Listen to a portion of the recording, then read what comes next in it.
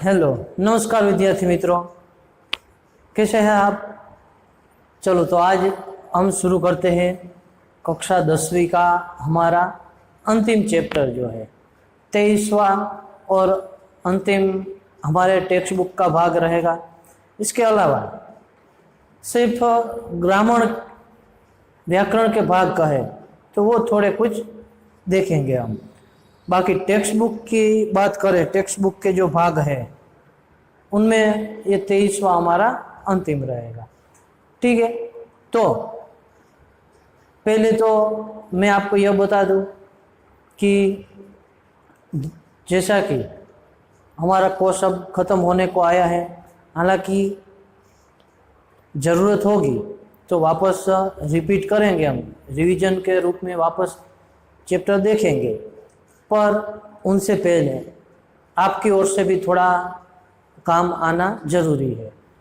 किस तरह से कि एक तो आपने सभी ये जो चैप्टर है 1 से लेकर 23 तक के, हालांकि 23वां आज हम देखेंगे, ये बहुत ही छोटा सा एक काव्य है और यदि मैं न समझाऊँ और आप एक बार ध्यान से पढ़कर समझ ले तो भी समझ में आ जाए। इसी प्रकार बहुत ही सरल सा आसान सा यह काव्य रहेगा। वैसे हम देखने वाले ही है, शब्द से और विस्तार से ही देखेंगे, पर क्या बताना चाह रहा हूँ मैं कि 23 चैप्टर हमारे ख़त्म हो गए। ये 10वीं का क्लास है, ठीक है, यह हमारा एक महत्वपूर्ण वर्ष है। इसको यदि ऐसे ही बर्बाद कर देंगे, क्योंकि हमारे पास बहुत सारा समय बचा हुआ है, यह भले कोरोना की महामारी है पर फिर भी देखें तो आज इसी के चलते हमारे पास यदि अभ्यास के लिए कहा जाए तो बहुत समय मिला हुआ है, जो कि अगले किसी साल में किसी को नहीं मिला होगा। वैसा समय आज हमें मिला है, ठीक है। तो इस बात को हमें ध्यान में रखना है। हमें कहीं बाहर घूमने जाना बंद हो गया है या तो मिलना जुलना बंद हो गया है, स्कूल नहीं आ सकते, ऐसी बातों को सोचकर हमें निराश दुखी नहीं होना है, हमें छोड़ देना नहीं है। इसके चलते मैं आपको बोल रहा हूँ कि ये अच्छा समय है, बहुत समय है। इसके कारण ये 23 देखो कब ये हमारा जुलाई जो है वो ख़त्म हो रहा है, तभी हमारा सिलेबस ख़त्म होने को आया है, ठीक है। तो अब देखें तो यहाँ से बहुत समय बचा हुआ है, ये तो हमने ज़रा सा समय निकाला, इसके अलावा बहुत बचा हुआ है। तो उसमें आप एक एक चैप्टर को चाहे इतनी बार रिवीजन कर सकते हैं, जो चाहे वो डाउट हो वो भी सोल्व कर सकते हैं, बहुत समय बचा हुआ है। ये तो मैं एक विषय की बात कर रहा हूँ, हिंदी की, पर सभी विषय की ओर ध्यान दें तो उसमें भी बहुत कुछ कोर्स है हो चुका होगा। तो यह सब आप ध्यान रखकर यदि एक आयोजन के तहत आप आगे बढ़ोगे तो आपके लिए बहुत आसानी होगी, ठीक है। तो इसी बात को थोड़ा गौर कीजिएगा, अपने दिमाग से सोचकर कुछ पढ़ना और लिखना भी साथ में शुरू रखिएगा। सिर्फ पढ़ने से भी कुछ नहीं होगा, ठीक है। फिर जब लिखने की बारी आती है ना, तब हम बहुत आलस कर देते हैं, इसलिए कि जो जो पढ़ते जा रहे हैं उनके साथ साथ लिखना भी ज़रूरी है।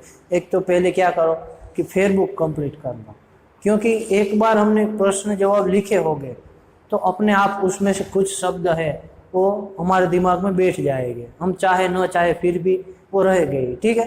तो इसलिए फेयर बुक हम लिखते हैं, इनके बिना कारण के बिना फायदे से कुछ नहीं होता है, ठीक है। तो फेयर बुक 23 चैप्टर तक का हर एक, इसमें आप क्या क्या लिखना है, एक तो 2-3 वाक्य वाले उत्तर है, 5-6 वाक्य वाले उत्तर है और आशय स्पष्ट है। इसे खास तौर पर यह तीनों प्रश्न तो हर एक चैप्टर के होने चाहिए। इसके अलावा शब्दार्थ और मुहावरे कहावत जो जो चैप्टर में दिया गया हो, यानी कि शब्दार्थ टिप्पणी के आसपास, तो वह लिखना है। इतनी बातें ज़रूरी है, बाकी का तो आप पढ़कर भी तैयार कर सकते हैं, ठीक है। तो इस तरह की तैयारी करेंगे और चैप्टर यदि समझे होंगे, पढ़ा होगा, मेहनत की होगी तो उनका फल तो अवश्य मिलेगा ही, ठीक है। पर बैठे रहेंगे सिर्फ ये वीडियो में यहाँ से दिखा रहा हूँ आपको, समझा रहा हूँ, उसे ही सुनकर फिर बंद करके छोड़ देंगे तो उतने ही प्रमाण में मार्क्स मिलेंगे, नहीं मिलेंगे ऐसा भी नहीं है, ठीक है। यानी कि हम याद ही इतना रहा होगा, हम लिख ही इतना पाएंगे कि जिनके कारण मार्क ही इतने ही मिलेंगे, ठीक है। तो अच्छे मार्क लाने के लिए एक आध बार भी यदि आपने रिवीजन कर लिया है तो भी आप जितने मार्क्स है उनसे कई ज़्यादा मार्क आप पा सकते हैं।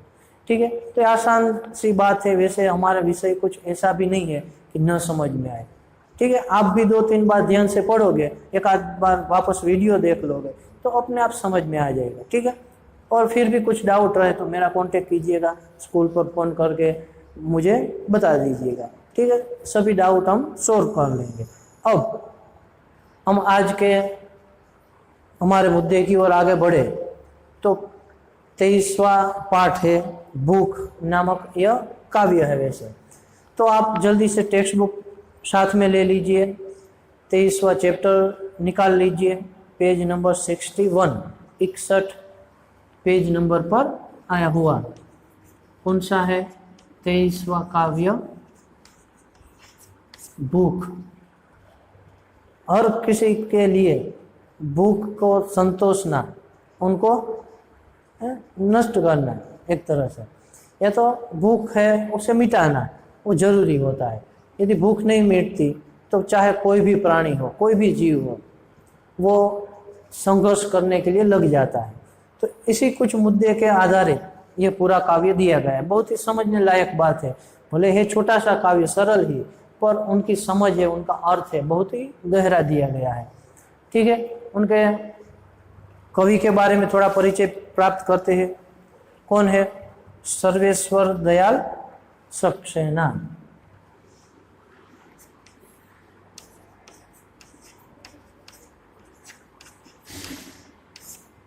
सर्वेश्वर दयाल सक्सेना। ठीक है, यह हमारे कवि रहेंगे। जन्म 1926 और निधन 1983। ठीक है, यह उनका समय रहा है, पूरा जीवन रहेगा। 1926 ईस्वी सन में उनका जन्म, 1983 ईस्वी सन में मृत्यु हुई है। ठीक है, हम कवि का परिचय भी प्राप्त करते हैं। ठीक है, क्या बात उसमें मुख्य बताई गई है कि नई कविता के इस प्रमुख कवि का जन्म, नई कविता। ठीक है, बार बार हम देखते प्रयोगवादी कवि, नई कविता, छायावादी कवि। तो यह क्या होता है, मैंने बताया, अभी वापस दोहरा भी रहा हूँ कि हिंदी साहित्य जो है, हिंदी में लिखा हुआ जो कुछ भी है, उनको अलग अलग भागों में बांटा गया है। जो साहित्यकार थे, जिस प्रकार का समय चल रहा था, उसके आधार पर अलग अलग भागों में उसे अलग किया गया है, भाग में बांटा गया है। तो इसी तरह उनका एक छोटा सा भाग का है, तो यहाँ जैसे हमने पढ़ा नई कविता, वह भी एक हिंदी का ही एक भाग है, साहित्य का ही। तो उस नई कविता के प्रमुख कवि के रूप में किसे, यह सर्वेश्वर दयाल सक्सेना को जाना जाता है। और उनका जन्म कहाँ हुआ था? जन्म बस्ती नामक स्थान पर। कहाँ आया हुआ? उत्तर प्रदेश। उत्तर प्रदेश में आया हुआ बस्ती नामक जो गांव का है, वैसे गांव तो नहीं लिखा है, पर ऐसा स्थान कह सकते हैं, वहाँ पर उनका जन्म हुआ था। ठीक है, उत्तर प्रदेश के थे। इसके अलावा देखें, आर्थिक अभावों से जूझते हुए, क्योंकि पहले के समय में पैसे इतने किसी के पास भी थे नहीं, थोड़े कुछ पैसों में ही उनका जीवन है कट जाता था, बीत जाता था। तो इसी तरह हमारे सर्वेश्वर दयाल सक्सेना ने भी आर्थिक अभावों से ही अपना जीवन बिताया था। फिर भी उन्होंने इलाहाबाद विश्वविद्यालय, इलाहाबाद विश्वविद्यालय से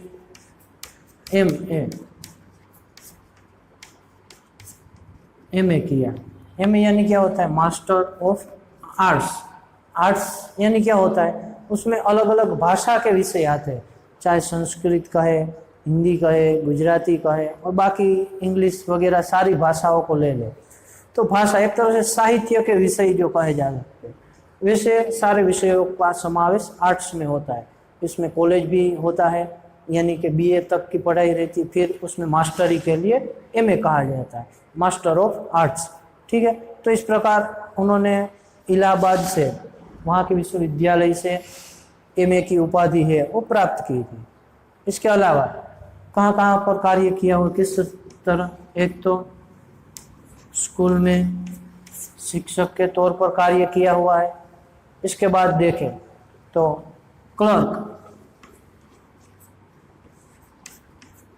क्लर्क की नौकरी भी की हुई, क्लार्क जो बोलते हैं ना वह। ठीक है, तो इस तरह क्लर्क। और इसके बाद आकाशवाणी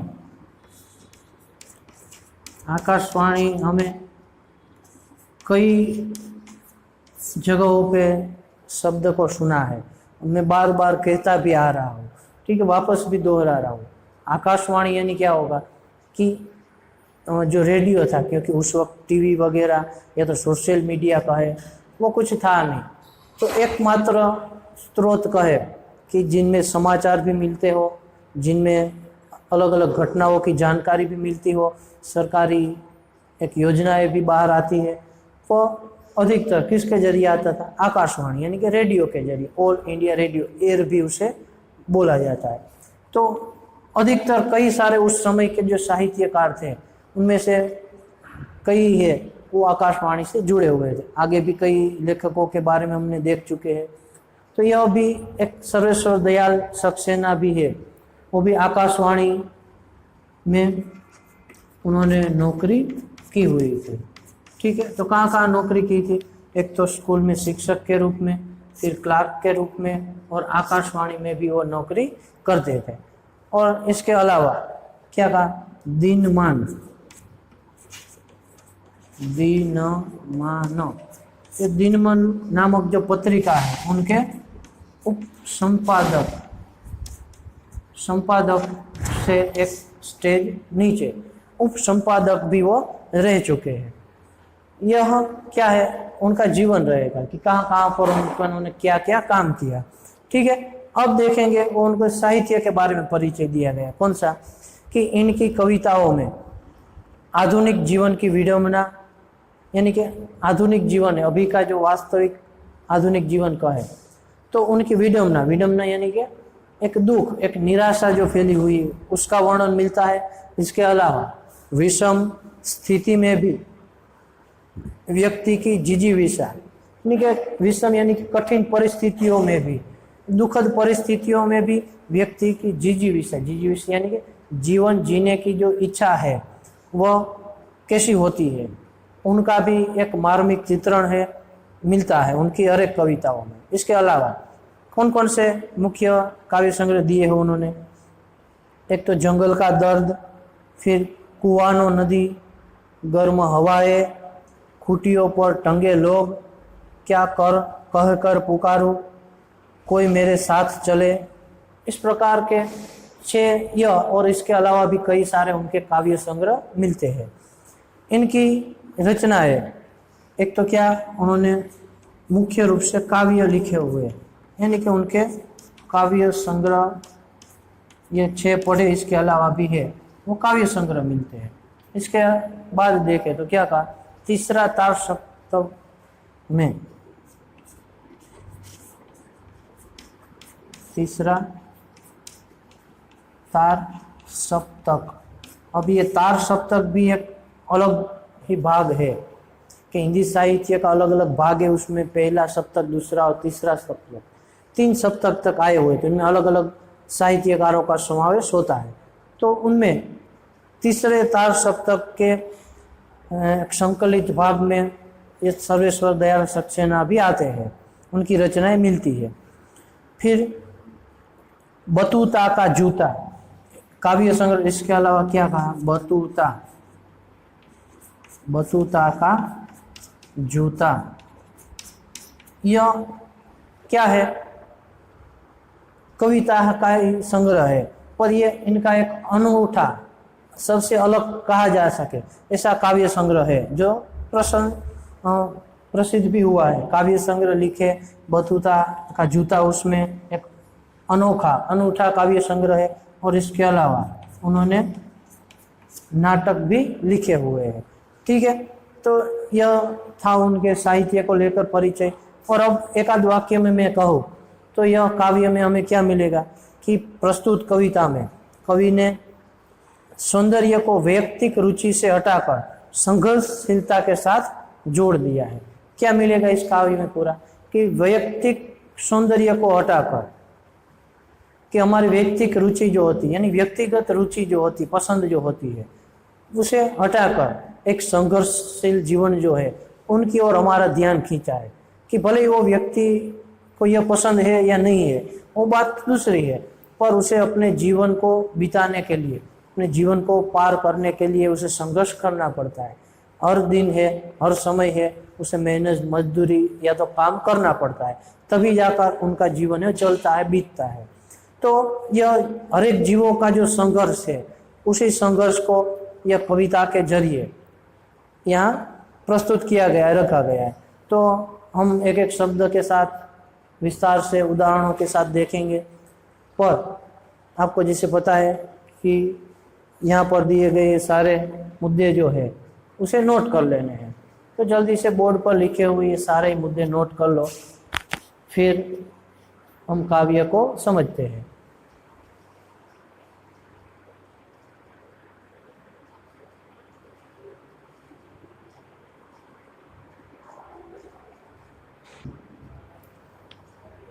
ठीक है, तो जल्दी ख़त्म करते फिर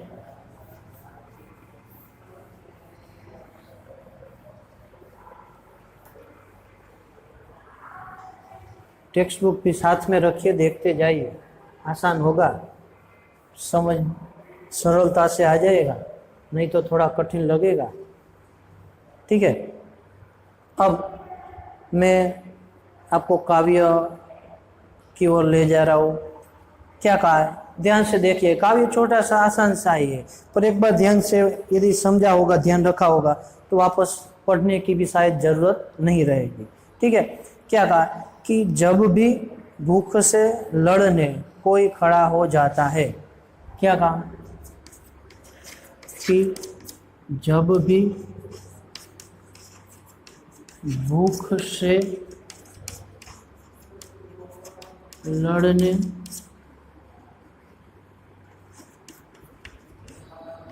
कोई खड़ा हो जाता है। क्या कि जब भी हम देखते हैं कि भूख से लड़ने के लिए, भूख से लड़ने के लिए यानी कैसे अर्थ में यहाँ दिया गया है, भूख से लड़ना यानी क्या, एक संघर्ष करना, काम करना। कि हम देखते हैं कि प्रत्येक जीव है, चाहे छोटे से छोटे जीव को लेकर बात करें या तो बड़े से बड़ा जीव का है। छोटे से छोटे में यदि चींटी को ले ले तो वो भी अपने जीवन के लिए और अपनी भूख से लड़ने के लिए वो कितना काम करती है, पूरे दिन है इधर उधर घूमती रहती है, उससे कई गुना ज़्यादा वजन उठाकर भी वो इकट्ठा करती है, उसे जोड़ती है, साथ में लाती है। तो यह चींटी को भी मेहनत करनी पड़ती है। और साथ साथ देखें तो हाथी जैसे बड़े बड़े प्राणी का है, तो उसे भी है, वो अपने भूख को मिटाने के लिए मेहनत करनी पड़ती, संघर्ष करना पड़ता है। तो उस वक्त की बात की है कि जब भी कोई भूख से लड़ने खड़ा हो जाता है, यानी कि भूख से लड़ने के लिए है, और जब प्रत्येक जीव है, प्रत्येक प्राणी है, वो अपने जीवन के संघर्ष में डाल देता है, तब क्या होता है, सुंदर दिखने लगता है। तब ऐसे हर एक जीव जो है वो क्या होता है, सुंदर दिखने लगता है।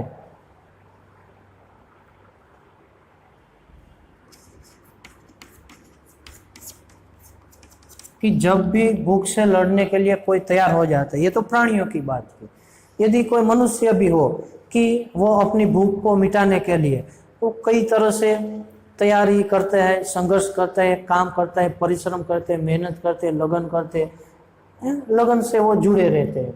और ऐसे वक्त, ऐसे काम करते वक्त जब हम उनको देखते हैं तो बड़े ही सुंदर लगते हैं, उनको एक देखकर हमें भी थोड़ा संतोष मिलता है, हम देखते हैं कि कई सारे लोग होते कि कोई चाहे कहे कि मकान बनाने का मजदूर जो काम कर रहा होता है तो बड़ी सावधानी से एक जल्दी से ईंटें लगाते जाना, हाँ, उसे जोड़ते जाना, तो हम देखते हैं तो सुंदर लगते हैं, हाँ ये बढ़िया काम कर रहे हैं। इसी तरह कोई सामान्य व्यक्ति भी हो, वो भी जब काम करता है तो वो भी सुंदर दिखता है। इसी अलग अलग बातों को लेकर क्या कहा है कि जब भी कोई व्यक्ति है या तो जब भी भूख से लड़ने कोई खड़ा हो जाता है, भूख से लड़ने के लिए चाहे कोई भी खड़ा हो जाए, वह सुंदर दिखने लगता है। उनका एक जो दिखावा है वो अलग ही होता है। फिर उदाहरणों के जरिए हमें समझाया है, क्या कहा कि झपटता बाज, ये किसकी बात आई?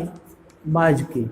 कैसे झपटता हुआ कि हम बाज को देखते हैं, अक्सर वो बहुत ऊंचाई पर रहता है पर उतनी आंखें उनकी जो है वो इतनी तीक्ष्ण होती है, इतनी धारदार नज़र उनकी होती है भगवान द्वारा दी हुई कि वो कई दूरी पर आया हुआ अपना छोटा सा शिकार भी देख लेता है और फिर उसे अपनी भूख मिटाने के लिए ऐसे झपटता है। और ऐसा दृश्य हम भी देखते हैं तो हमें भी आनंद होता है, अच्छा लगता है। तो यह झपटता हुआ बाज है, वो भी सुंदर दिखता है भूख को मिटाने जब लड़ता है तो। फिर क्या? फन उठाए सांप। मैं आपको मेन शब्द लिखवा रहा हूँ। फन उठाए कि जब फन उठाए सांप है, वह अपने भूख को मिटाने के लिए जिस प्रकार अपनी फैन है वह उठाता है, तो उसे भी हम देखते हैं तो हम देखते रह जाते, देखने की इच्छा होती है। तो वह भी जब अपनी भूख मिटाने के लिए संघर्ष करता है तो बड़ा सुंदर दिखता है। फिर क्या कहा?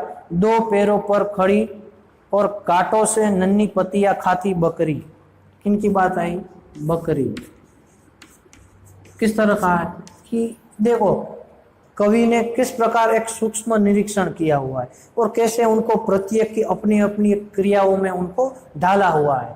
क्या कहा कि दो पैरों पर खड़ी, देखा ही होगा अक्सर कि बकरियां वैसे चार पैर होते हैं उनके, पर जब वो खाने के लिए ऊंचे वृक्ष पर कहे या तो छोटे ये छोड़ पर कहे वो खाने के लिए ऊंची होती है तो दो पैर जमीन पर रहते, दो पैर उस वृक्ष के छोड़ पर है टिकाए होते हैं। तो इस तरह कहा कि दो पैरों पर खड़ी हुई और कांटों से नन्ही पत्तियां खाती, कि कांटे वाली जो झाड़ी होती है उस पर उसमें से भी कांटों में से जो नन्ही नन्ही पत्तियां होती है उसे चुन चुन कर खाया करती है, अपने नन्हे से मुंह को लेकर अपनी भूख मिटाने को लेकर है, वह एक संघर्ष में लगी हुई होती है। तो क्या कहा? ऐसी दो पैरों पर खड़ी कांटों से नन्ही पत्तियां खाती हुई बकरी। इसके आगे क्या कहा कि दबे पांव झाड़ियों में चलता चीता। किसकी बात आई? चीते की। चीता जो एक जंगली प्राणी है उसके लिए किस तरह कि दबे पांव झाड़ियों में, कि चीता देखते कि बड़ा ही कैसा है, एक चपड़ कि जो चंचल का है, बड़ा ही सावधानी से है शिकार की ओर आगे बढ़ता है। और दबे पांव यानी कि पांव के जरा सी भी आहट भी न सुनाई दे, इस प्रकार वो दबे पांव धीरे धीरे होते होते वो अपने शिकार की ओर बढ़ता है। और इस तरह झाड़ियों में चलता चीता भी जब अपनी भूख को लेकर संघर्ष करता है, वो काम करता है, परिश्रम में लगता है, तो वो भी कितना सुंदर दिखता है। फिर क्या कहा? डाल पर उल्टा लटक फल कुतरता तोता। किसकी बात आई? तोते की। तोता किस तरह उनका वर्णन दिया है कि डाल पर उल्टा लटके, देखा ही होता है कि तोता है अक्सर डाल पर उल्टा, कि डाली पर बैठा हुआ है, उनका फल यहाँ लगा हुआ होता है, डाल पर बैठे यहाँ उल्टा लटकते हुए वो क्या करता है? फल कुतरता तोता, कि फल को है अपनी चोंच से वो कुतरता रहता है। तो ऐसा ये सुंदर जो तोता है, ऐसे संघर्ष करने वाला, भूख मिटाने वाला जो तोता है, उसे भी जब हम देखते हैं तो बड़ा ही सुंदर लगता है। फिर क्या कहा कि या इन सब की जगह आदमी होता है। फिर सबके अंत में क्या कहा? आदमी। यह सब तो पशु पक्षियों प्राणियों की बात की गई है कि यह भी जब अपने अपने कामों में अपने जीवन को एक संघर्ष में डालते हुए जब वह अपनी भूख मिटाते हैं, तो ऐसे वक्त जब उनको देखते हैं, ऐसा दृश्य हमारे सामने होता है, तो हम एक क्षण के लिए वह रुक जाते हैं, उसे देखने को हमारा जी चाहता है, मन लगता है। तो इसी तरह क्या कहा कि या इन सब की जगह आदमी होता है, कि यह सब इनकी जगह यदि आदमी होता तो, यानी कि आदमी भी जब अपना काम कर रहा होता है, कोई मेहनत मजदूरी से खुदाई कर रहा है, कोई किसान जो है अपनी फसल को पानी दे रहा है, या तो कोई नौकरी करने वाला व्यक्ति है अपनी फाइलों का काम कर रहा है, कोई भी चाहे उदाहरण ले लो मनुष्य के प्रत्येक कार्य को लेकर, तो आदमी भी, मनुष्य भी जब अपने कार्य को लेकर, अपने जीवन को लेकर जब संघर्ष करता है, जब वह अपनी भूख मिटाने के लिए है वो तत्पर होता है, काम करता है, परिश्रम करता है, तब वह भी सुंदर दिखने लगता है। क्या कहा कि जब भी भूख से लड़ने कोई खड़ा हो जाता है सुंदर दिखने लगता है। तो इस तरह प्रत्येक जीव कहे, यहाँ तक कि व्यक्ति भी कहे, आदमी भी कहे, कि जब भूख से लड़ने के लिए तैयार हो जाते हैं तब उनका दिखावा है कुछ और ही अलग ही तरह का होता है और वह बहुत ही सुंदर दिखाई देते हैं। ठीक है, तो इसी प्रकार एक वैयक्तिक जीवन है, प्रत्येक व्यक्ति को लेकर, यानी कि प्रत्येक जीवों को लेकर उनके व्यक्तिगत बात को कहे, तो जब वो जीवन की संघर्षता की ओर आगे बढ़ते हैं और जीवन संघर्ष में उनका रहता है, तो उस समय संघर्ष करता हुआ जीवन है, वैसा दृश्य जो है बड़ा ही सुंदर दिखाई देता है। ठीक है, तो यह भले ही आसान सी और जरा सी ही बात है, पर इनके पीछे बहुत बड़ा अर्थ है, वो छिपा हुआ दिया गया है। ठीक है, तो ध्यान से आप शब्द से पूरा काव्य पढ़ लीजिए, और इसके बाद यदि हम बात करें तो स्वाध्याय में से 2 प्रश्न ही दिए गए, उसमें वैसे देखें तो एक एक वाक्य वाले 3 है और एक भावार्थ है, टोटल 4 प्रश्न है।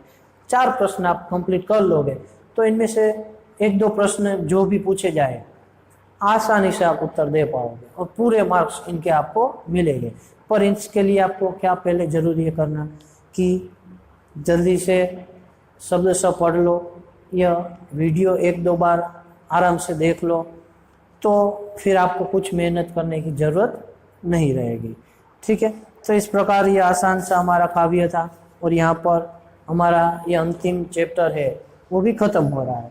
ठीक है, फिर हम व्याकरण के टॉपिक को लेकर वापस मिलेंगे और जल्दी से ये 3 जितने ही मुद्दे हैं काव्य से जुड़े हुए वो आप नोट कर लो।